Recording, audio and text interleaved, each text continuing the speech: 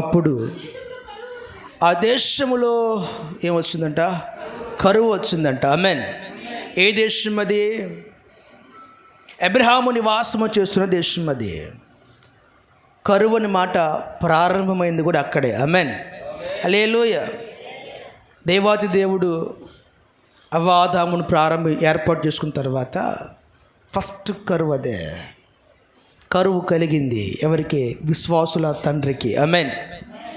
ఇప్పుడు శ్రద్ధగా దేవునికి వాక్యాన్ని మీరందరూ వినండి. అబ్రహాము జీవించిన దినాలలో కరువు కలిగింది. ఇప్పుడు సంఘముగా ఉన్నాం. ఈ దినాల్లో కూడా మన జీవితాల్లో కరువును అనుభవిస్తున్నాం. ఆమేన్. హల్లెలూయా. అనుభవిస్తున్నారు లేదా? మీ గుడారాలలో కొన్నిసార్లు మీకు తెలియకుండానే కరువుకు అప్పచెప్పబడుతున్నారు. కరువు అంటే అర్థం ఏమిటి? వెలితిగా ఉండుట. చెప్పండి. అంటే అవసరమే అన్నీ నీకు లేకపోవటం. నీ జీవితంలో కరువు సంభవిస్తుంది. నీ బ్రతుకులో కరువు రాజ్యం వెళుతుంది. నెమ్మది లేకపోవడం, సమాధానం లేకపోవడం, ఆహారము లేకపోవడం, ఆరోగ్యము లేకపోవటం కూడా కరువే కదా. తెలియని లోటుపాట్లు మీ జీవితంలో మీకు సంభవిస్తున్నాయి. నేనంటాను, నీ జీవితంలో కరువు కలగడానికి కారణం ఏమిటి? దేవుని ప్రజలు, దేవుని సంఘం కరువును అనుభవించడానికి వారు ఎయిర్పోర్టులో ఉన్నవారు కారు. ఆమేన్. వారు కరువును జయించిన వారుగా మారాలి. ఆమేన్. హల్లెలూయా. అబ్రహాం జీవితంలో కరువు కలిగిందంట, కానీ అబ్రహాము ఆ కరువును జయించినాడు. ఆమేన్. ఈరోజు మన జీవితంలో కూడా కరువు సంభవిస్తుంది, శోధన సంభవిస్తుంది, శ్రమ సంభవిస్తుంది. బాగా ఫలిస్తున్న వ్యాపారాలు ఒక్కసారిగానే ఆ వ్యాపారము, ఆ ఫలము ఆగిపోవుట. ఆరోగ్యంగా ఉన్నవారు ఒక్కసారిగా బలహీనైపోవుట. నెమ్మదిగా ఉన్న కుటుంబాలు అలజడి ప్రారంభవుట. క్షేమంగా సాగుతున్న సంఘాలు విభేదం కలుగుట. ఇవన్నీ కూడా సాతానుడు కరువును మనలోనికి తీసుకుని రాబోతున్నాడు. రకరకాల సమస్యల ద్వారా మనలను వాడు కరువుకు అప్పచెప్పుతున్నాడు. బిడ్డలారా, ఈ పూట మీరు శ్రద్ధగా దేవుని మాటలు వినండి. అప్పుడు నీ జీవితంలో కరువు దేని ద్వారా సంభవిస్తుంది? ఆమేన్. హల్లెలూయా. దేన్ని బట్టి నీకు కరువు వచ్చింది? కరువు ఊరకనే రాదండి. ఆమేన్. కరువు ఊరకనే ఎవరికి ఎప్పుడు రాలేదు బైబిల్లో. అబ్రహాముకి కరువు ఎందుకు కలిగింది చెప్పమంటారా? దేవుని యొక్క గొప్పతనం ఏమిటి అబ్రహాము తెలుసుకోవాలి. ఆమేన్. హల్లెలూయా. అప్పుడే తన విశ్వాస జీవితం ప్రారంభమవుతుంది. మీరు 12వ అధ్యాయం 1వ వచనంలో దేవుడు అబ్రహామును పిలుచుకున్నాడు. 10వ వచనంలో ఏమొచ్చేసిందంట? ఎన్నో వచనంలో 10 వచనాలు గడిచేసరికి అబ్రహాముకి ఏం సంభవించింది? కరువు కలిగింది, శోధన కలిగింది. అంటే దేవుడు పిలుచుకున్న తర్వాత కొంచెం కూడా టైం కూడా దొరకలేదండి. కానీ అబ్రహాము ఆ కరువుకు సంసిద్ధుడైపోయినాడు, ప్రిపేర్ అయిపోయినాడు. ఈ కరువును మనం ఏం చేద్దామో ఎదుర్కొందాం. ఆమేన్. కరువును ఏం చేద్దాం, జయిద్దాం అని ప్రిపేర్ అయిపోయినాడు. ఐగుప్తు దేశానికి వెళ్ళినాడు, క్షేమంగా బ్రతికినాడు. ఆమేన్. నేను అంటాను బిడ్డారు, మీరు శ్రద్ధగా దేవునికి వాక్యాన్ని వినండి. అసలు ఈరోజు చెప్పాలనుకున్న అంశం ఏమిటంటే, అసలు నీ జీవితంలో కరువు ఎందుకు కలుగుతుంది?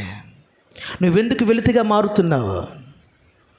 నీ జీవితంలో కరువు కలగడానికి కారణం ఏమిటో తెలియపరుస్తాను. మీరందరూ శ్రద్ధగా వినండి. ఆమేన్. హల్లెలూయా. బైబిల్ తెరవని దయచేసి యెహెజ్కేలు గ్రంథం 5వ అధ్యాయం, యెహెజ్కేలు గ్రంథం 5వ అధ్యాయం 11, 12 వాక్య భాగాలు శ్రద్ధగా ఒకసారి చదవండి. యెహెజ్కేలు గ్రంథం 5వ అధ్యాయం. ఆ ఏహ దేవతలన్నిటినీ పూజించి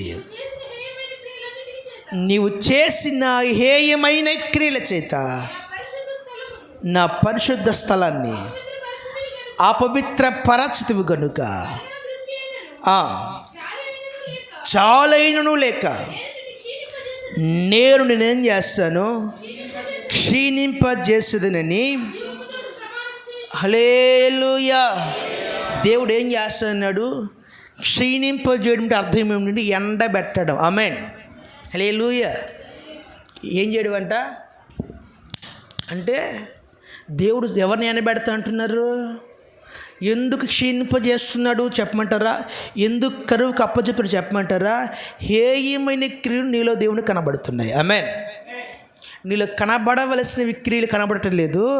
దేవుని చిత్తము కానివి, దేవుని ఉద్దేశము కానివి, దేవునికి తగినట్టువి నీలే ఉన్నాయి కాబట్టి ప్రభు ఏం చేస్తానంటున్నాడు, నిన్ను కరువుకు అప్పచెపుతాను అంటున్నాడు. ఆమెన్. జాలి దయ లేకుండా. ఆమెన్. ఏం లేకుండా? చెప్పండి. మీ నోట్లో కొన్నిసార్లు ఈ మాటలు దేవునికి ఏం లేదురా చెప్పండి. జాలి లేదు, దయ లేదు, కనికరం లేదు. మమ్మల్ని ఏం చేస్తున్నాడు? దేవుడికి లేక కాదు నాన్న, ఆయన జాలిగలే దేవుడు. ఆమెన్. కానీ నీ విషయంలో లేదంతే. ఆమెన్. దేవుడికి జాలి దయ ఉన్నాయి, కానీ నీ విషయంలో మాత్రం ఆయన మనసు అంగీకరించట్లేదు. కారణం ఏమిటంటే దేవునికి నీ భక్తిగా వ్యతిరేకమైన క్రియలు కనబడుతున్నాయి. ఆమెన్. ఆ పద్ధతి మార్చుకుంటే నీ గుడారంలో కరువు లేకుండా దేవుడు కృప చూపగలుగుతాడు. ఆమెన్. నిన్ను ఫలింపజేస్తాడు, నేను ఎండబెట్టడు, నీలో సారము క్షీణింపజేయడు. నీ పద్ధతి మార్చుకోవాలి, దేవునికి అనుకూలంగా మార్పు చెందాలి. ఇంకా ఎక్కడో దేవునికి ఇష్టం లేని క్రియలు నీలో ప్రభు కనబడుతున్న జాగ్రత్త. ప్రభు చిత్తము కానివి ఇంకా నీలో దాచబడి ఉన్నాయి. వాటిని ఈ పూట సిలువ వేయకపోతే, ఆ క్రియలను, ఆ ఏహమైన వాటిని నీ జీవితంలో నువ్వు తీసుకోకపోతే, నీ గుడారము, నీ కుటుంబము దేవుడు రేపు కరువుకు అప్పచెప్పబోతున్నాడు. ఎవరు కరువును కోరుకుంటారు? కరువు ఎవరికి ఇష్టం? ఇబ్బందులు ఎవరికి ఇష్టం అండి? ఏమండి, ఎవరన్నా ఇక్కడ ఇబ్బంది పడడానికి ఇష్టపడతారా? మాట్లాడండి, అడగండి. మీ పక్క వాళ్ళని అడగండి, చేయబట్టుకు అడగండి. నువ్వు కరువులోకి వెళ్ళడం సిద్ధమని అడుగు, అది చేయబట్టుకు అడగండి. విజయన్న అడగండి. ఇష్టం అన్నారు ఎవరన్నా? ఓ నాయన, అర్జెంట్గా ఎక్కడి నుంచి ఏం వాళ్ళ మా ప్రాణం పోయినా పర్వాలేదు, కానీ మేము అందులోకి ఏం చేయకూడదు. కిలో ఎంత? హలో కిలో చక్కెర ఎంత చెప్పండి ఒకసారి. 400 కిలో. 1 కిలో చక్కెర 400 రూపాయలు. పాల ప్యాకెట్ దాదాపుగా 1000 రూపాయలు. ఆమెన్. హల్లెలూయా. ఒక సింగిల్ టీ తాగాలంటే దుబాయ్ లాంటి దేశాలు ఇప్పుడు కూడా 300 రూపాయలు సింగిల్ టీ తాగాలంటే. కరువు రాజ్యం వెళ్తుంది. నీకు దేవుడు అన్ని సమకూలంగా అనుగ్రహించినాడు, ఆహారం ఇస్తున్నాడు, సమృద్ధి ఇచ్చినాడు, క్షేమం ఇచ్చినాడు. నీకేం పెద్దగా నిప్పు తగలట్లేదు, నీకన్నీ సాఫీగా సాగిపోతున్నాయి. ఇలా సాఫీగా సాగుతున్న నీ జీవితంలో శోధన దేని బట్టి రాబోతుంది చెప్పమంటారా? దేవుని చిత్తము కాని క్రియలు నీలో దేవుని కనబడుతున్నాయి. ఆమెన్. హల్లెలూయా. అంత బాగా సాగిపోతుంది నువ్వు అనుకుంటున్నావు, కానీ ప్రభు అంటున్నాడు త్వరలో కరువు ఏం చేస్తుంది, రాబోతుందని హెచ్చరిస్తున్నాడు. కరువు రాకుండా ఉండాలంటే హేయమైన క్రియలు నీలో కనబడకుండా నువ్వు జాగ్రత్త పడాలి. ఆమెన్. నువ్వు అన్ని దేవతలను అనుసరిస్తున్నావంట, దేవునికి వ్యతిరేకమైన మార్గంలో నడుస్తున్నావంట, దైవ చిత్తం కానీ వాటిని నువ్వు పూజిస్తున్నావంట, వాటి జోలికి పోతున్నావంట. జాగ్రత్త. కరువుకు నిన్ను నువ్వు అప్పచెప్పుకుంటున్నావు. నీ క్రియలు పద్ధతిగా ఉండాలి, నీ పనులు సరిగా ఉండాలి, నీ నడక, నీ ఆలోచన, తలంపులు ప్రతిదీ కూడా దేవునికి తగినట్లుగా ఉండాలి. ఆమెన్. లేకపోతే ఖచ్చితంగా దేవుడు ఈరోజు ఉన్న స్థితిని బట్టి నువ్వు ఒకవేళ నాకేం కాదులే అనుకుంటున్నావు, నీకంటే గనులు ఆల్రెడీ అయిపోయి చెప్పమంటారా? కరువుకు దేవుడు వారు అప్పచెప్పేస్తాడు. ఆమెన్. ఒకవేళ మనం ఈరోజు మనకున్న స్థితిని బట్టి నేను కూర్చో తిన్నా సరే ఏమవుతుంది, ఏం కాదులే అనుకోవచ్చు. నువ్వు కూర్చో తిన్నంత అవకాశం కూడా దేవుడేవాడు. మనకంటే గొప్పవాడిని ఏం చేస్తాడు? గడ్డి మెప్పించాడంట. ఆమెన్. హల్లెలూయా. ఏం మెప్పించాడంట? గడిచిన రాత్రి ఆ రాజు బాగా బలిసిన వాడు ఉన్నాడంట. తెల్లారితే గడ్డి మేపుతున్నాడంట. రాజుకి ఏం తక్కువ సార్, అన్నీ ఉన్నాయి, కానీ దైవిక భయం లేదు కాబట్టి తెల్లారితం అయిపోయింది. దేవునికి అసాధ్యమైంది ఏది లేదు. కరువు రాకుండా జాగ్రత్త పడాలంటే నీలో దేవునికి వ్యతిరేకమైన క్రియలు కనబడకుండా నేను నువ్వే పరిశీలన చేసుకోవాలి. ఆమెన్. అటు కృప దేవుడు మీకు అనుగ్రహించునుగాక. అటు హేయమైన క్రియలు మీ జీవితంలో ప్రభు తొలగించునుగాక. హల్లెలూయా. అదే హెజ్కేలు గ్రంథం 14వ అధ్యాయం 13వ చదవండి ఒకసారి. 14:13. నరపుత్రుడా, ఏ దేశమైతే విశ్వాసఘాతకమై నా దృష్టికి పాపము చేసి ఉంటుందో దానికి నేను విరోధినై ప్రాణాధారమగు ఆహారము లేకుండా ఏం చేస్తారంట? చేసి కరువు పంపించి మనుషులను పశువులను నిర్మూలమును. హల్లెలూయా. కరువు ఎందుకు కలుగుతుందని చెప్పండి. ఇవన్నీ బైబిల్ చక్కగా మాట్లాడుతుంది. అక్కడ ఏ దేశం అయితే, ఏ ప్రజలైతే దేవుని దృష్టికి విశ్వాసఘాతుకులై ఉంటారో, పాపం చేస్తారో ప్రభు ఏం పంపుతాడంట? మాట్లాడండి, గట్టిగా చెప్పండి. పాపం చేస్తే వచ్చేది ఏంటి అనుకున్నారు? ఏమండి, మరణానికి ముందు కరువు కూడా మనం ఏం చేయాలా? బోనస్ నీకు అది. ఆమేన్, హల్లెలూయా. మరణమే నేను కాదన్ను, కానీ కరువు కూడా నువ్వేం చేయాలా? అనుభవించిన తరువాతే మరణానికి ప్రభు అప్పచెప్తాడు. పాపము మన జీవితంలో రాజ్యం వెళ్ళకూడదండి. విశ్వాసఘాతుకులుగా మారకూడదండి. అక్కడ 2 మాటలు రాయబడింది. 1 విశ్వాసఘాతుకులు అంట, 2 పాపం చేసే వారిని ప్రభు దేనికి అప్పచెప్పబోతున్నాడు? నీ గుడారములో కరువు లేకుండా ఉండాలంటే నీ జీవితంలో ఖచ్చితంగా 2 విషయాలు ఉండకూడదు. 1 విశ్వాసఘాతకం ఉండకూడదు. ఆమేన్. ఏంటి విశ్వాసఘాతకులు అంటే? ఎవరు? నమ్మిన వారిని మోసం చేసేవాళ్ళు. ఎవరు వీళ్ళు? నీ అనుకున్న వారిని, నీ వారినే, నీ భర్తనో, నీ భార్యనో, నీ బిడ్డలను, నీ అనుకున్న నీ బంధు బలగాని స్నేహితులు ఒకవేళ మోసం చేసినావా, దేవుడు ఖచ్చితంగా నీ గుడారానికి కరువు పంపబోతున్నాడు. గట్టిగా హల్లెలూయా. కొద్ది కష్టంగా ఉంది ఏంటి? మా పాస్టర్ గారు ఇప్పుడు ఆశీర్వాదాలు చెప్పడం మానేసి కరువులు అంటాడు ఏంటి బాబు కొట్టారా? తెలియాలండి, బైబిల్లో మాటలు అందరికీ తెలియాలి. ఆమేన్. అంటే మోసం చేస్తే ఏం జరుగుతుంది చెప్పమంటారా? కరువు రాబోతుంది. ఆమేన్. ఎవరిని మోసం చేసినా ఖచ్చితంగా ఉన్నదాన్ని ప్రభు పీకేయబోతున్నాడు. వట్టి చేతులు చేయబోతున్నారు. రిక్తి హస్తాలు ఖాళీ అయిపోతాయి. ఎంటీ పాకెట్స్, జేబులో చిల్లిగా లేకుండా చేస్తాడు. జాగ్రత్త. ఆమేన్. ఖాళీ. కరువుకి కారణం అది. మీ జీవితంలో పాపం లేకుండా జాగ్రత్త పడండి. విశ్వాసఘాతులుగా మారొద్దు. ఎవరిని మోసం చేసేవారుగా మీరు ఉండకూడదు. మీ మాటల ద్వారా, మీ ఆలోచన ద్వారా, మీ యొక్క చూపుల ద్వారా ఎవరు మోసపోకూడదు. నీ పాపం అనేది నీ జీవితంలో కనబడకుండా నిన్ను సరి చేసుకోవాలి. ఈ రోజుల్లో అటువంటి క్రియలు లేకపోతే జాగ్రత్త బిడ్డలారా, మన జీవితం ఖచ్చితంగా దేవుడు కరువుకు అప్పచెప్పబోతున్నాడు. పాపం చేసేవారి జీవితంలో కరువే రాజ్యం వెళుతుందండి. ఎందుకు ఇంత శోధ, ఇంత కష్టంగా, ఇంత టైట్గా ఎందుకు అవుతుంది? ఊరకు నవ్వు సార్. నువ్వెవరిని మోసం చేస్తున్నావు? అది నీ తల్లిదండ్రులే కావచ్చు, నీ కట్టుకుని భర్తనే కావచ్చు, నీ భార్యనే కావచ్చు, నీ బిడ్డలనే కావచ్చు. నువ్వు మోసపరుస్తున్నావు, విశ్వాసాన్ని కోల్పోతున్నావు, దేవుని వద్ద విశ్వాసాన్ని కోల్పోతున్నావు, సమాజంలో కూడా నీ విశ్వాసాన్ని నువ్వు కోల్పోతున్నావు.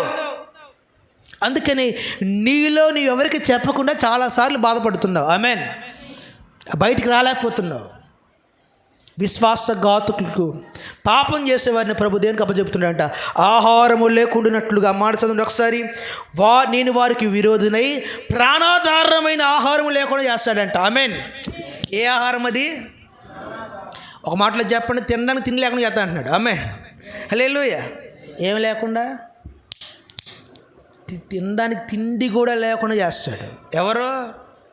సాతానుడు కాదండి. నీ విశ్వాస క్రమం నుంచి బయటకు రావద్దు. విశ్వాసం అంతకంతకు వృద్ధి చెందాలి. మనం అంతకంతకు పరిశుద్ధులుగా మారాలి. అందుకే ప్రభు యొక్క మార్గాల్లో, ప్రభు యొక్క పాదాల వద్దకు మనమందరం వచ్చి ఉన్నాం. అది మీరుతున్నాం. మన జేబులు మనం ఏం చేసుకుని ఖాళీ చేసుకుంటున్నాం. తినడానికి కూడా కష్టమైపోతుంది. అలాగని ఇప్పుడు తినడానికి కష్టమైపోయిన అందరూ పాపులైన ఉద్దేశం కాదు. ఆమేన్, హల్లెలూయా. ఇప్పుడు తినడానికి కొంచెం టైట్గా ఉన్న వాళ్ళందరూ కూడా పాపులైన ఉద్దేశం కాదు. మెయిన్ రీజన్, ఒకవేళ ప్రభు పరిశోధన వేరు, కానీ దేవుని ఉద్దేశంలో ఉన్న క్రమం కూడా ఉంది ఒకటి. నువ్వు తిన్నాను కూడా అంత కఠినంగా. ఎందుకంటే బైబిల్ నీతిమంతుల పిల్లలు అంటే ఏం చేయారంట? భిక్షం ఎత్తుకుని ఉంటా. నేను ఎప్పుడు కూడా అసలు అవకాశమే లేదు. కానీ ఆ స్టేజ్కి వచ్చేస్తున్నామంటే సంథింగ్ రాంగ్. నీ జీవితంలో ఏదో ఒక లోపం కనబడుతుంది దేవునికి. దాన్ని సరి చేసుకోవాలి. ఈ పూట ప్రభు చిత్తమ కానిది నీలో లేకుండా నువ్వు జాగ్రత్త పడాలి. ఆమేన్, హల్లెలూయా. మరొక మాట మీకు జ్ఞాపకం చేస్తాను. 2 సమూయేలు గ్రంథం 21వ అధ్యాయము మొదటి మాట చదవండి ఒకసారి. 2 సమూయేలు గ్రంథం 21 తరుపడాల. దావీదు కాలం ముందు 3 సంవత్సరాలు విడవకుండా ఏం కలిగిందంట? చెప్పండి. ఎవరి కాలంలో? రాజైన దావీదు కాలంలో విడవకుండా 3 ఏళ్ళు ఏమొచ్చిందంట? నాన్ స్టాప్ కరువు అండి. తినడానికి తిండి కూడా లేదండి. 1 రోజు 2 రోజులు కాదు, 3 సంవత్సరాలు దేవుడు దావీదు కాలంలో దావీదుని కరువు కప్ప చెప్పినాడు. దావీదు అనుకున్నాడు ఈ కరువు ఎందుకు వచ్చిందనుకో ఒక సంవత్సరం అయిపోయింది, 2వ సంవత్సరం బాగుంటుంది, 2వ సంవత్సరం కూడా అదే, 3వ సంవత్సరం బాగుంది, ఆ సంవత్సరం కూడా సేమ్ అలాగ ఉంది. ఇంక వెంటనే దావీదు దేవుని వద్దకు వెళ్ళి విజ్ఞాపనం చేశాడు, అయ్యా ఇంత కరువు ఎందుకు కలుగుతుంది అయ్యా అని ప్రార్థన చేస్తే, బిడ్డలారా దేవుడు చెప్పిన మాట ఒకసారి చదవండి, అక్కడ కింద చదవండి. ఇలాగ సెలవిచ్చిన సౌలు గిబియోనీయులను హతము చేసును గనుక అతన్ని బట్టి నరహంతులకు అతని ఇంటి వారి బట్టి శిక్షగా నేను ఈ కరువు ఏం చేస్తుంది, కరువు ఎందుకు కలిగిందంట, సౌలు అంటే గిబియోనీయులు ఏం చేస్తున్నాడంట, హతపరిచినాడంట, చంపేశాడంట.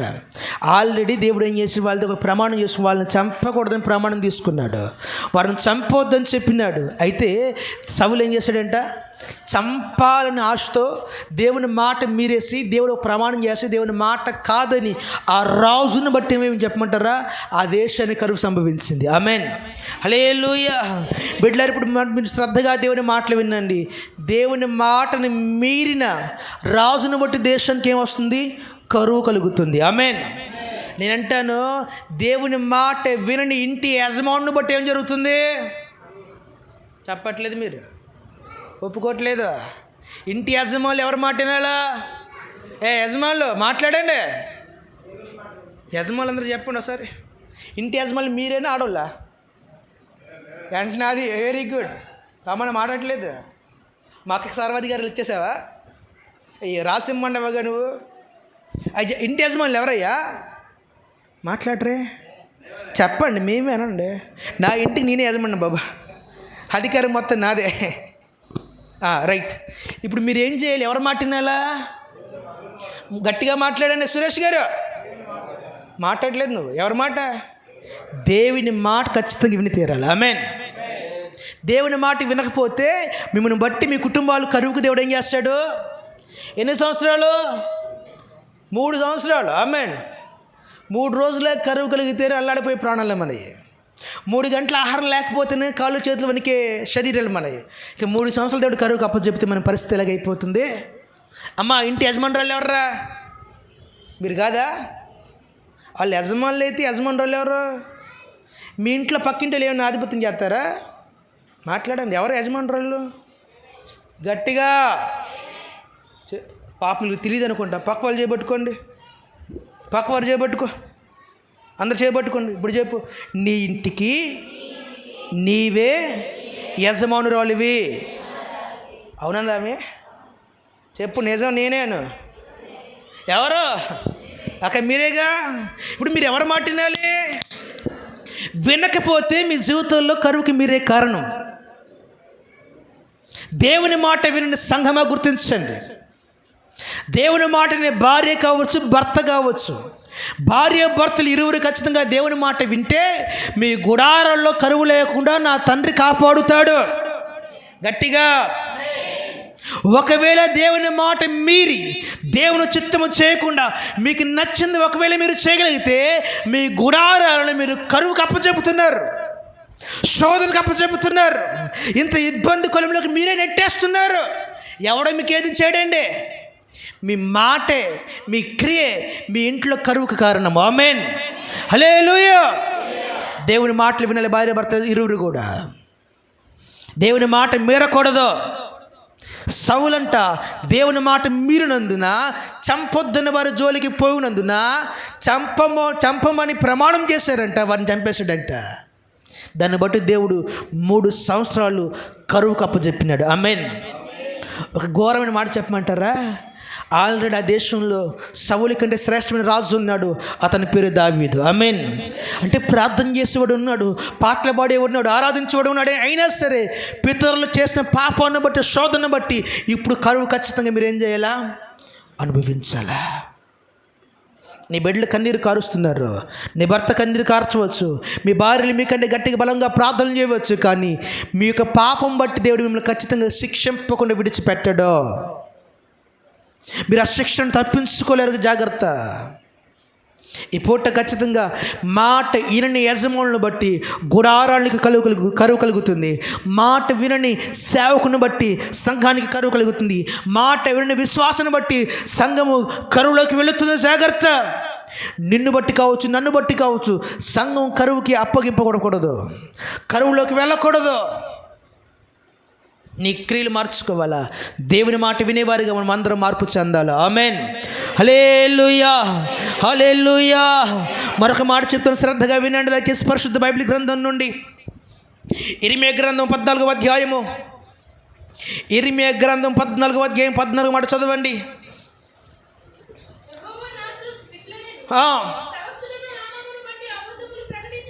ఎవరంట? ప్రవక్తలు దేవునికి నామాన్ని బట్టి ఏం ప్రకటిస్తున్నారు? అబద్ధాన్ని ప్రకటిస్తున్నారు. నేను వారిని పంపలేదు, వారికి ఆజ్ఞ ఇవ్వలేదు, వారితో మాట్లాడలేదు. వారు అసత్య దర్శనాలు, శకునాలను, మాయా తంత్రాలను తమ హృదయములో పుట్టించువారు వంచన ప్రకటన చేస్తున్నారంట. కావున వారిని పంపకపోయినను నా నామాన్ని బట్టి క్షేమమైనను ఈ దేశంలోనికి రాదని చెప్పుచు అబద్ధ ప్రవచనాలు వాళ్ళు ప్రవక్తించు ప్రవక్తల గురించి. 16వ మాట, వారెవరితోనూ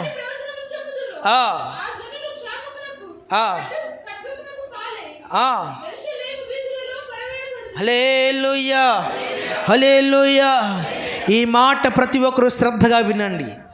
ఎవరి మాట విన్నోళ్ళంటే అబద్ధ ప్రవక్తల నోటి మాటలు విన్న విశ్వాసులంట క్షేమానికి గురవుతారు. ఆమేన్. ఎవరి మాట వింటే? అబద్ధ ప్రవక్తల మాట వినేసి, శ్రకనుగాడ్ల మాట విని, చెప్పే మాట వేసి ఆ మాట ప్రకారం నమ్మే వాళ్ళంట దేవుడు కరువుకు అప్పజెప్పబోతున్నాడు. ఆమేన్. హల్లెలూయా, హల్లెలూయా. ఓరు బాబు, చెప్పినోడికి కాదు విన్నోడికి కూడా ఎప్పుడు శోధనే. మీకేం కావాలా? దర్శనాలు కావాలి, అద్భుతాలు జరగాల, కళ్ళు మూసి చెప్పేయాలి. ఆమేన్. అలా చెప్తే దేవుడు ఏమంటున్నాడు? కరువుకు అప్పచెప్తారంటున్నాడు. అంటే అబద్ధ ప్రవచనాల జోలికి సంఘం పోకూడదు. బిడ్డలారు, మీరు కూడా నిజంగా విశ్వాసాలు అలా మారిపోయారంటే ఏదైనా వింతగా చెప్తే ఏమంటారు? ఖచ్చితంగా చౌకు వేసుకుంటారు కదా. ఎవడో చెప్పాడు 7 వారాల ప్రార్థనకి వెళ్తే రోగం పోతుందని. ఎన్ని వారాలు? ప్రాణం పోత, జాగ్రత్త. ఇలాగ ఒక 40 రోజులు అంటే ఒక అమ్మాయిని ఉపవాసం ఉండమని చెప్పాడంట పాస్టర్. సాక్షి పేపర్లో పెద్ద అది ఒక బ్యాండేజ్ పడేసారు. 16 సంవత్సరాల అమ్మాయి, బంగారు షాప్ అయింది. బంగారు షాప్ అయితే నీ బంగారు షాపు లాభాలు నడవట్లేదు కదా, నష్టాలు వెళ్తుంది కాబట్టి మీ ఇంట్లో ఉన్న ఆ 16 ఏళ్ళ అమ్మాయి 40 రోజులు ఉపవాసం ఉండాలన్నాడంట. ఆమేన్. ఎన్ని రోజులు? 1 రోజు కాదు, 2, 40 రోజులు బంగారు షాప్ ఉన్నాడు. పాస్టర్ మాట వినేసాడు. అమ్మ నువ్వు ఉపవాసం ఉండే, ఇంట్లో నాన్న 1 రోజు ఉంటాడు, 2 రోజులు, 40 రోజులు ఉంటాడంటే మాట వినలేదు. నీ ఇంట్లో పెట్టి తాళం వేసాడంట. వారం అయింది, 10 రోజులు అయింది. వారం వరకు చిన్న ఏడుపని వచ్చేదంట. ఆ 10 రోజుల తర్వాత సౌండ్ రావట్లేదంట. తల్లి ఇంకా పోలీస్ కంప్లైంట్ ఇచ్చి మా ఆయనకు నా కూతురు చంపేస్తున్నాడని 4 పోలీసు తీసుకొచ్చి ఆ డోర్ పగలగొట్టిస్తే అమ్మాయి ఎముకలు ఎత్తికిపోయినాయి అంట. కిడ్నీ ఫెయిల్ అయిపోయింది, లివర్ ఫెయిల్ అయిపోయింది, ఆర్గన్స్ మొత్తం పాడైపోయినాయి. Last stage. ఇంకా ఎవరి మాట విని ఏమండి వ్యాపారం బలించాలని 40 రోజులు ఉపవాసం ఉన్న దేవుడు ఎప్పుడు చెప్పినాడు? చెప్పు. నీకు ఇన్ని రోజులే భక్తి చేస్తే దేవుడు దీవిస్తాను చెప్తాడు నీకు. క్రమాలు మారాలా? కనీసం జ్ఞానం ఉంది కదా మీకు. ఏం ఆలోచన చేస్తున్నారు? ఇది అవునా కాదని ఆలోచన చేస్తున్నారా? ఏమంటే ఏదైనా రోగం అవుతో డాక్టర్ ఒక ట్రీట్మెంట్ చేస్తే 10 మందికి ఫోన్ చేస్తాం మనం. ఆమేన్. ఈ డాక్టర్ ట్రీట్మెంట్ చెప్పి నిజంగా ఇది చేయొచ్చా చేయకూడదా అని. అవునా కదా? కానీ దారిపోయి సోదాం ఒక మాట చెప్తుందని ఏం చేస్తారు? ఆ సోదాం మాట వినేసి బిడ్డలు ఆరోగ్యాలు పాడు చేసుకుంటున్నారు. చాలా జాగ్రత్త. అబద్ధ ప్రవచనాల జోలికి పోతే కరువుకి దేవుడు మిమ్మల్ని ఖచ్చితంగా అప్పచెప్తాడు. ఆమేన్. సేవకులను బట్టి, వినేవారిని బట్టి కూడా శోధన. ఆమేన్. హల్లెలూయా. ప్రవచనం, అబద్ధ ప్రవచనం ఉందంటే నిజమైన ప్రవచనం కూడా ఉంది. నిజమైన ప్రవచనం ఎలా పలుకుతారు? ఎవరు పలుకుతారు? ప్రభు అంటాడు, దేవుని ఆత్మ మిమ్మల్ని సర్వసత్యంలోకి నడిపిస్తుంది. ఆమేన్. అంతేగాని మీ కళ్ళకి గుడ్డుతనం కలుగు చేసి ఇదే భక్తిని మాత్రం చెప్పదు. క్రమాలు అర్థం చేసుకోవాలా. భక్తి మార్గంలో, ముసుగు మార్గంలో నైతిక విలువలు మర్చిపోయే వారిగా మారకూడదు. కింజలో ఒక పాస్టర్ ఏం చేశాడు మీకు అందరూ బాగా తెలుసు. 400 మంది చంపేశాడు. ఆమేన్. హల్లెలూయా. నిలువు సమాధి తెలుసా? నిలువుగా ఏం చేశాడు? బ్రతుకున్న వాళ్ళు విశ్వాసం తీసుకెళ్ళి కొండ మీద తీసుకెళ్ళి అందరిని చంపేసి కప్పెట్టేశాడంట. ఎంతమందిని? 400 మందిని. అలాంటి పాస్టర్లు వాడ్రీలు తయారవ్వాలా? హల్లెలూయా. ఏమండే ఎంతమంది లేపబడతారు? నేను అంటాను, గుడ్డిగా నమ్మేవాడు కూడా దేవుని రాజ్యం వెళ్ళాడు. ఆమేన్. హల్లెలూయా. భక్తి క్రమం ఉంది. క్రమం మేరొద్దు, పరిగెట్టొద్దు. నిరీక్షించండి, ప్రభుని అడగండి, ప్రాధేయపడండి. అబద్ధాల జోలికి పోకూడదు. ఆమేన్. హల్లెలూయా. హల్లెలూయా. మరి ఈ కరువులో నుండి బయటికి రావాలంటే ఏం చేయాలి? 2 మాటలు వాక్యాన్ని ముగించేస్తాను. కరువు కారణాలు చెప్పినాను. 1 హేయమైన క్రియలు, 2 విశ్వాసఘాతుకులు పాపం చేసేవారు, 3 ఖచ్చితంగా దేవుని మాట వినని యజమానురాలు కావచ్చు, యజమానుడు కావచ్చు, 4వది ఖచ్చితంగా మీరు అవునన్నా కాదన్నా అబద్ధ బోధన అనుసరించేవారు కరువుకు దేవుడు ఏం చేస్తాడు? అప్పజెబుతాడు. మరి ఈ కరువులో నువ్వు బయటపడండి ఏం చేయాలి? బైబిల్ తెరవడం అంతా దయచేసి కీర్తన గ్రంథము 33వ అధ్యాయము 18 మాట చదవండి. 18, 19 మాట. కీర్తన గ్రంథం 33, 18, 19 వాక్య భాగాలు. వారి ప్రాణమును మరణమును తప్పించుటకు కరువులో వారిని సజీవులుగా కాపాడుటకు యెహోవా దృష్టి ఆయన యందు భయభక్తులు కలిగిన వారి మీద ఉన్నది. హల్లెలూయా. బిగ్గరగా చెప్పండి.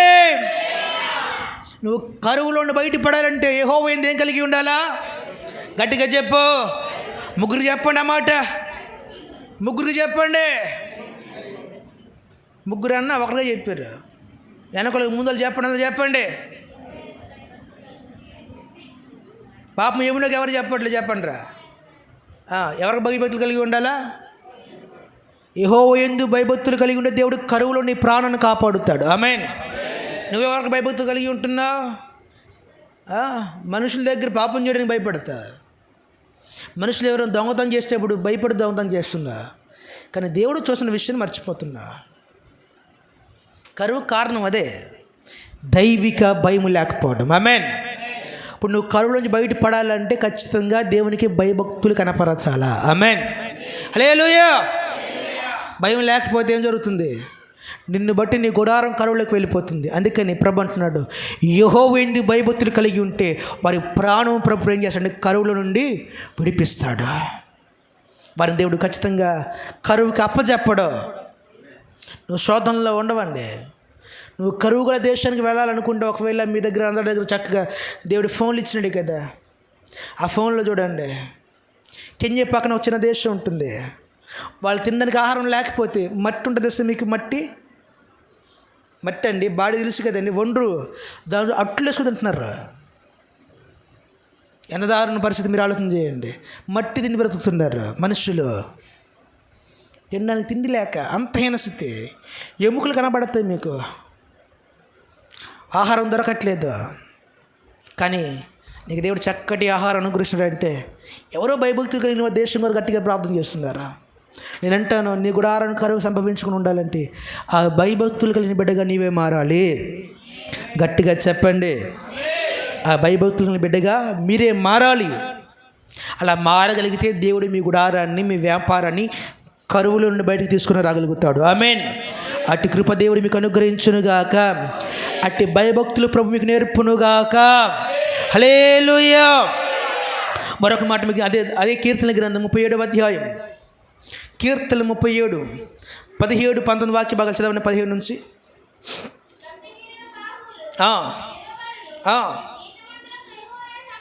నీతిమంతులకు యెహోవాయే సంరక్షకుడు.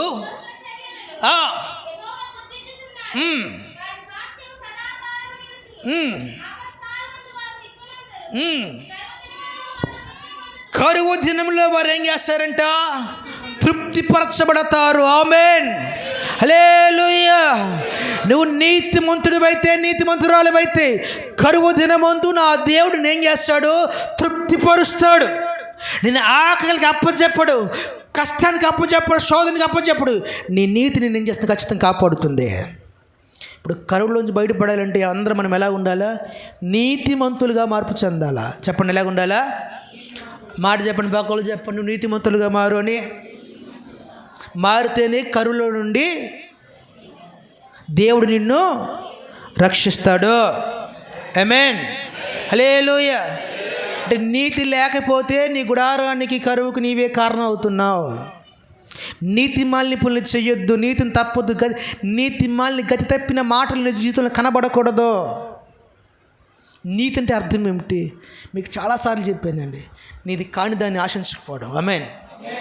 అదేదైనా కావచ్చు, పరుగుని భార్య కావచ్చు, చీపురు పుల్ల కావచ్చు, వస్త్రం కావచ్చు, అరగురు స్థలం కావచ్చు. అసలు ఆశించలేనిదే నీతి కదండి. నీ దాన్ని నువ్వు అనుభవించు, పక్కదానికి ఆశపడద్దు. బైబిల్ అంటుంది, నీ నీతి ఖచ్చితంగా కరువులో నీ కుటుంబాన్ని కాపాడుతుంది. ఆ కింద రాయబడింది, నీతిమంతులు బిడ్డలంటే ఏం చేయలేదంట? భిక్షమెత్తుకుని ఎప్పుడు కూడా చూడలేదా? నీతి ఎంత కృప అంటే, ఒకవేళ తల్లిదండ్రులు లేకపోయినా బిడ్డలు ఖచ్చితంగా క్షేమంగానే బ్రతకగలుగుతారు. ఆమేన్. మీరు నీతి కలిగిన వారైతే మీ తల్లిదండ్రులు, మీరు ఒకవేళ కాలయానం చేసిన తర్వాత కూడా మీ బిడ్డలు శోధనకు అప్పగింపబడరు. అయ్యో నేను లేకపోతే నా కొడుకు పరిస్థితి ఏంటి, నా కూతురు పరిస్థితి ఏమిటి అని ఆలోచన నీకు లేకుండా దేవుడు ఖచ్చితంగా మీ కుటుంబాన్ని పోషిస్తాడు. మీరు ఆలోచన చేస్తారు, ఇప్పుడు నేను లేకపోతే నా బిడ్డల భవిష్యత్తు ఏంటయ్యా అనుకోవచ్చు. లేదు, నువ్వు నీతి కలిగిన వాడివైతే, నీతి కలిగిన దానివైతే ఆ నీతి నీ బిడ్డలకు క్షేమాన్ని ఇస్తుంది. వారు కరువుకు అప్పచెప్పబడరండి. అయ్యో వారికి ఏం తెలియదులే, ఎన్నిక లేని వారులే అనుకోవచ్చు. లేదు, నా దేవుడు విడిచిపెట్టాడు. ఆమేన్. నీతి ఖచ్చితంగా మీ బిడ్డలకు దీవెనకరంగా మారబోతుంది. మీ నీతే మీ బిడ్డలను కాపాడేది.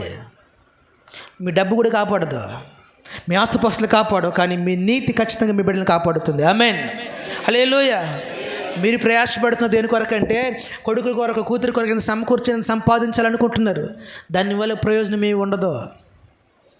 కానీ మీరు నీతిగా బ్రతికి నీతిని సంపాదించుకుంటే ఆ నీతి మీ బిడ్డలను రేపు కరువుకు అప్పజెప్పకుండా వారు తృప్తిగా ఉన్నట్లుగా దేవుడు కృప చెప్పగలుగుతారు. ఆమేన్, హల్లెలూయా. అటు కృప దేవుడు మీకు అనుగ్రహించునుగాక, అట్టి నీతి దేవుడు మీకు దయచేయునుగాక.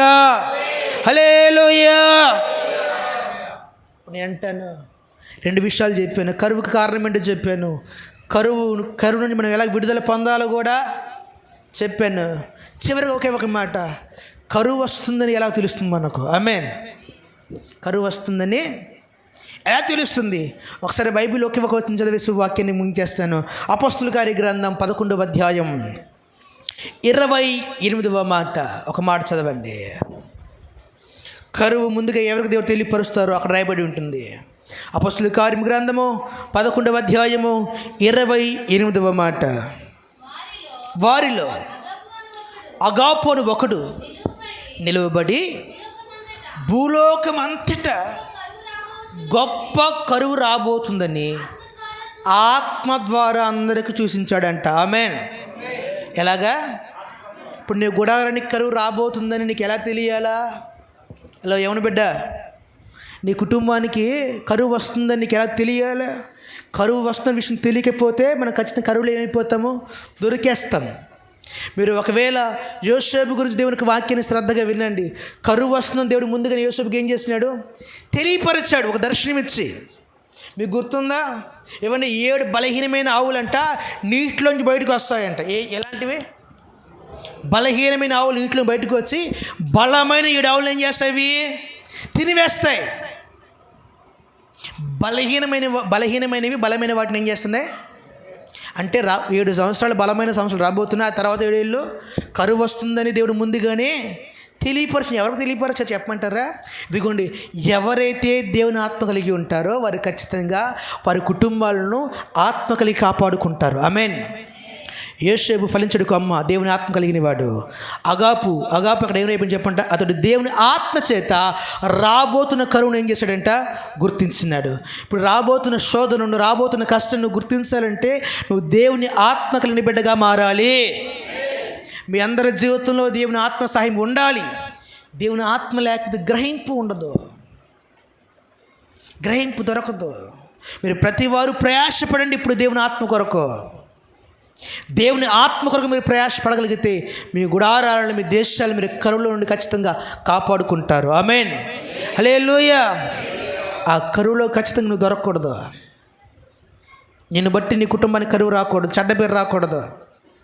ఒకటి గుర్తుపెట్టుకో, నీ మూలంగా దేవునికి చెడ్డ పేరు రాకూడదు. మెయిన్ ఆమేన్. దేవుని ఆత్మ కలిగిన వారు ఖచ్చితంగా కరువులో ఉండి తమ కుటుంబాలను, తమ యొక్క సంఘాలను, తమ దేశాన్ని కాపాడుకుంటారు. ఆమేన్. అగాబు ఆ పని చేసినాడు. దేవుని ఆత్మ కలిగిన బిడ్డ కలిగి ఇదిగో ఆ దేశం వాళ్ళందరూ ప్రకటన చేశాడంట, రాబోతున్న దినాల్లో భూమి అంతటి మీదకి ఏం రాబోతుంది, కరువు రాబోతుంది. నిజంగా అదే జరిగిందండి, అదే జరిగింది. దేశమంతా కరువు వచ్చింది, యూదులంతా చెదరగొట్టబడ్డారు, ఇజ్రాయేలీ ప్రజలు చెదిరిపోయినారు, ప్రపంచంలో నలుదిక్కులకు వారు వ్యాప్తి చెందేసినారు, ఎక్కడికెక్కడ వెళ్ళిపోయినారు. వారు ఉన్న దేశంలో ఆహారం వరకు దొరకలేదు. యోసేపు కరువు గురించి దేవుడు ముందుగా తెలియపరిచినాడు. ఖచ్చితంగా అదే జరిగింది. 7 ఏళ్ళు సమృద్ధి కలిగిన ఆహారం కలిగింది, తర్వాత 7 ఏళ్ళు కరువు జరిగిపోయింది. చాలా ఇబ్బంది పడ్డారు. కానీ యోసేపుని బట్టి దేవుడు ఐగుప్తుకి ఆహారాన్ని అనుగ్రహించినాడు. ఆ ప్రపంచమంతా అతని మీద ఆధారపడే స్థితికి దేవుడు తీసుకొచ్చేస్తున్నాడు. అన్నీ కూడా దేవుని ఆత్మ మూలంగానే జరుగుతాయి. ఆమేన్. కాబట్టి ప్రతి వారు కూడా దేవుని ఆత్మ విషయమే జాగ్రత్త కలిగి దేవుని ఆత్మ కొరకు మీరు ప్రయాసపడండి. ఆ దేవుని ఆత్మ మిమ్మల్ని కరువులో నుండి ఖచ్చితంగా కాపాడుతుంది. ఆమేన్. అటు కృపటి సమృద్ధి దేవుడు మీ అందరికీ అనుగ్రహించి మీ గుడారంలో నుండి దేవుడు కరువును తీసివేయునుగాక. కళ్ళు మూసుకుని ప్రార్థన చేసుకుందాం. సకల ఆశీర్వాదాలకు కారణభూతుడైన ఘనమైన మా తండ్రి, మీ యొక్క శ్రేష్టమైన నామను బట్టి ప్రార్థన చేస్తున్నాం. ఇదిగో ప్రభు యొక్క సమయంలో ప్రభు ఈ పోటీ విత్తబడిన వర్తమానం బట్టి మీకు సూత్రాలు తెలుస్తున్నాం. మా దేశంలో, మా గ్రామంలో, మా కుటుంబంలో కరువుకు కారణమైన ప్రతి విధమైన శాతాన బంధకం నుండి మనం వేరుపరచమని వేడుకుంటున్నాం. నీ మహిమను మీరు కనపరచండి అయ్యా. మా జీవితంలో కరువు లేకుండా మీరు కాపాడండి. సమృద్ధికరమైన దినాలు మాకు అనుగ్రహించమని, మీ నామానికి తగిన వారిగా మార్చమని వేడుకుంటున్నాం. ఇదిగో తండ్రి, ప్రతి అపవిత్రాలు తీసివేస్తూ మీకు తగినట్లుగా మనం మార్చి సిద్ధపరచమని వేడుకుంటున్నాం. ప్రాముఖ్యంగా ప్రభు యొక్క సమయంలో నేను ఈ వర్తమానం ఎందరైతే విని ఉన్నారో వారందరి జీవితంలో ఆత్మీయ మేలుకున్న సహాయం అందించండి అయ్యా. వారి గుడారాలలో ప్రభు కరువు లేకుండా కృప చూపమని, మీ నామానికి తగిన వారిగా వారిని మార్చమని వేడుకుంటూ ఈ వర్తమానం నుంచి తనకి ముందు రక్షణలోకి వచ్చిన సహాయం దయచేయమని యేసు నామములో అడిగి బతిమాలి పొందుకొనుచున్నాము కన్నా తండ్రి. ఆమేన్.